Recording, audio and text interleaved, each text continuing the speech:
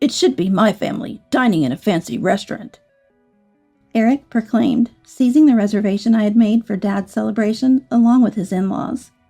Further, he haughtily, "A single-father household like yours isn't meant for fancy restaurants. Stick to cheap pubs," he said. Despite numerous grievances, I decided to present Eric with a dose of reality. "You realize this is my brother's place, right?" I am Elizabeth, a 27-year-old office worker. My parents divorced when I was little, and I was raised by Dad. They parted ways because Dad was too engulfed in his work and rarely home, leading Mom to reach her limit. Dad still loved Mom and was reluctant to divorce. "I'm tired of waiting. Set me free." Seeing her cry as she said this, he apparently gave up. After their discussions, financial circumstances meant custody fell to Dad. Dad would say, "It's not Mom's fault. The fault lies with me for relying too much on her and neglecting our home. I regret making you feel lonely." When I asked, "Why is Mom leaving?" he would respond with a melancholic sigh. Despite the divorce, Dad put me first and raised me with abundant love. He always tried to make it to my school events and never missed a birthday or Christmas gift. Though some might make insensitive remarks about our single-father household, Dad's love meant I never paid them any heed. Post-divorce, Mom and I met occasionally, but after her remarriage and a new child, our relationship turned awkward, leading to a sort of estrangement. After I started earning, Dad took an early retirement to enjoy a quieter life back home. He had tirelessly worked to support me, and I wished for him to now pursue his interests. Although I live alone, I frequently visited Dad. 2 years ago, I married Eric, a man introduced by a friend. Eric, a diligent and honest man, quickly won Dad's approval. His in-laws, too, were kind and accepted me immediately. However, the suggestion to move into Eric's family home brought me considerable distress. "Both my parents are getting older, and I worry about them. They're both retired and hardly go out or talk to anyone these days. Moving in together seems like a good opportunity. Please consider it," Eric pleaded earnestly. Of course, I wanted to respond to his desperate request. But moving into the in-laws' house would put a significant distance between me and my dad's place, making it hard to check on him as often as I used to. Dad is healthy, but if something were to happen, he might not be found in time. I was torn about what to do, but eventually, Dad gave me his advice. "I'm healthy enough to live on my own. I don't want to burden you, and you should take care of Eric's family."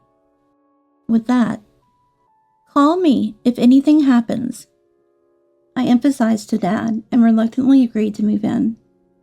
However, just a few weeks after moving in, I began to regret my decision. Eric and his parents, whom I thought were kind, drastically changed their behavior towards me.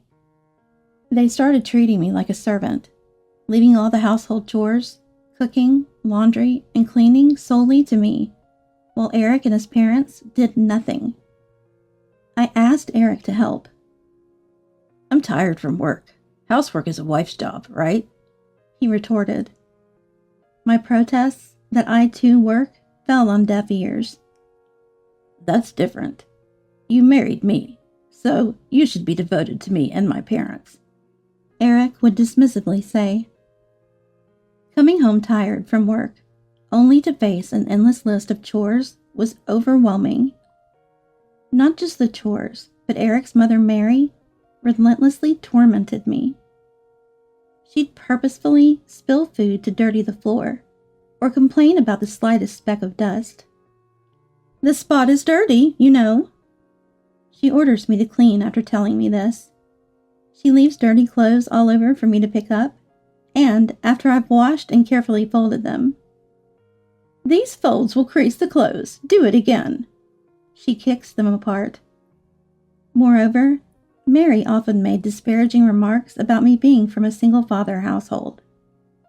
"You can't even do housework properly because you weren't raised in a proper family. How pitiful." It's amazing you can hold a job.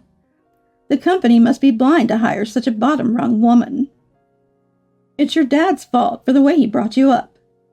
I was against marrying someone from such a family, but Eric insisted. I deeply disapprove. You should be more devoted to us and Eric. If we hadn't welcomed you as a wife, you'd be living a sad, lonely life with your dad." Hearing such insults about Dad, I had to suppress the urge to hit Mary.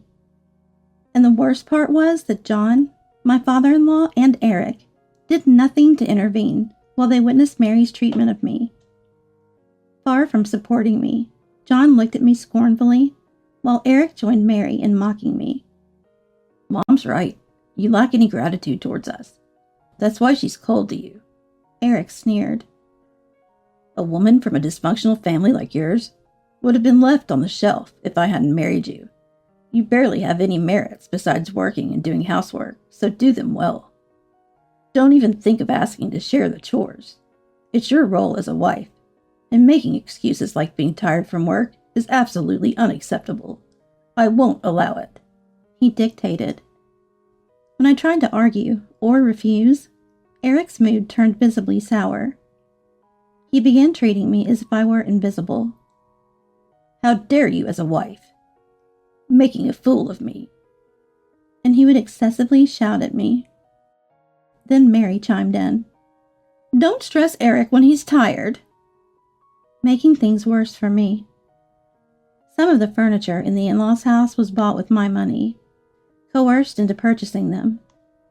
I was abruptly taken to an electronics store and forced to buy under public pressure, capitulating to avoid a scene. The harassment didn't end there. Even when I tried to visit my family for Christmas, they obstructed me. "You're our wife now. Focus on our preparations. We need a feast and a thorough cleaning done. Your dad's all alone. He won't do much right. We have other relatives to entertain." When I persisted on going home, they responded childishly, spilling juice on my packed clothes, hiding my shoes. Facing daily complaints and harassment, I reluctantly gave up the idea of going back home, unable to reveal the truth.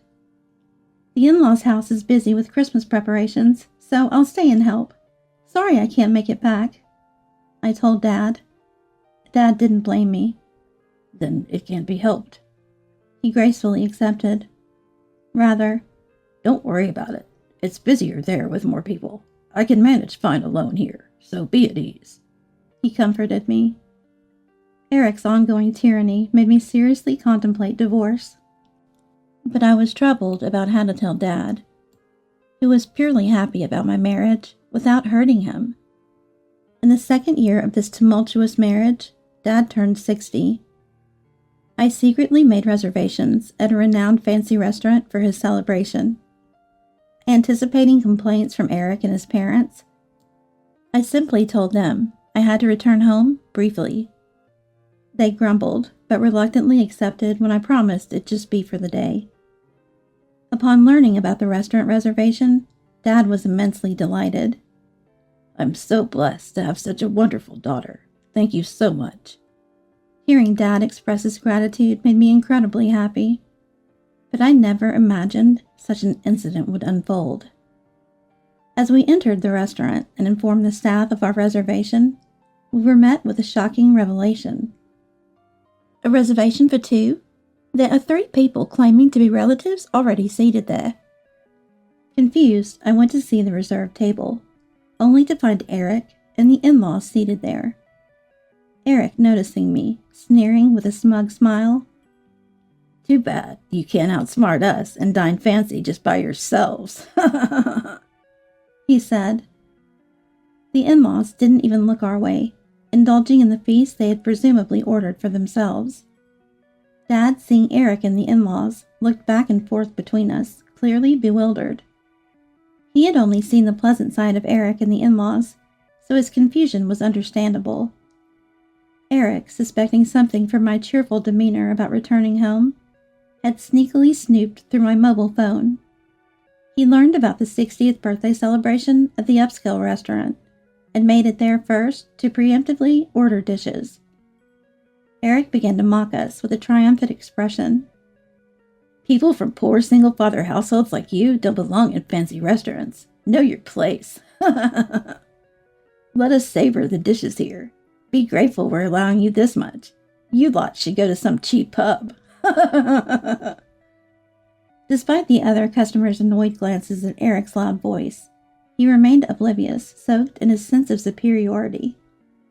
Next to Dad, who was dumbfounded by Eric's audacity, I was at my wits' end. I knew Eric and his family were selfish, but I never expected them to stoop to such shameless levels. My anger peaked as they ruined Dad's special 60th celebration. Suppressing my urge to lash out at Eric, I calmly delivered a fact to him as he sat there smugly. This is my brother's place. He invited us here to celebrate Dad's birthday. At my words, the triumphant Eric and the in-laws who had been disinterestedly eating. What? They froze. My brother, who had been listening to the entire conversation from the back of the restaurant, appeared with an extremely displeased look. He was taken by Mom during the divorce, but, unlike the estranged Mom, he has maintained and cherished his relationship with Dad and me. My brother owns the restaurant and was the one who suggested celebrating Dad's 60th birthday here. He hadn't attended the wedding due to work, but had seen the photos, so he had recognized Eric. He initially thought Eric and the in-laws joining at the reserved table were part of celebrating with Dad. Seeing Eric mocking me and Dad, and the in-laws not correcting him, my brother was furious. How dare you speak to my sister and Dad like that? I regret being considerate just because you're Emily's family. Is this how you always treat her? I prepared this seat for my sister's wish to celebrate Dad, not for people who hijack it just to freeload a meal. We will celebrate Dad and my sister's occasion on another day. You'll be paying for what you ate. Eric and his party started making excuses. No, that's not it. We were really meant to celebrate. But my brother left them to the staff and took me and Dad outside. I'm sorry for letting such people into the restaurant and ruining the celebration. I'll make it up to you. He apologized to us. On the way home, I explained to Dad all the mistreatment from Eric and the in-laws. After listening silently, if you're unhappy in your marriage, there's no point. Don't worry about me. Come back home, Dad said. So, I didn't return to the in-laws' house, but went straight to my own home. Shortly after, my brother called to inform me about Eric and the in-laws. They had caused a scene over the bill, but reluctantly paid when threatened with police involvement. Minutes later, Eric called. Where are you? You've embarrassed us. Send the money we paid, he yelled. Then, I won't pay a penny. I'm done with you and will be divorcing. I've gathered evidence of the bullying, so be prepared, I firmly replied. I had been collecting evidence of the harassment from Eric and the in-laws, which they never suspected. According to a lawyer I consulted, the forced purchases and other financial exploitations were enough to prove psychological abuse. Realizing I was serious about divorce, Eric panicked. No one but me would marry a woman from a single-father household. Do you want to upset Dad? And he threatened me. I scoffed. Dad said my happiness matters most. I'd rather be with him than care for the likes of you, I replied. Still, Eric warned. You'll regret this. Think it over. But I hung up and proceeded with the divorce preparations. Eventually, Eric and I divorced. He was reluctant due to societal image, but finally gave in as we neared court.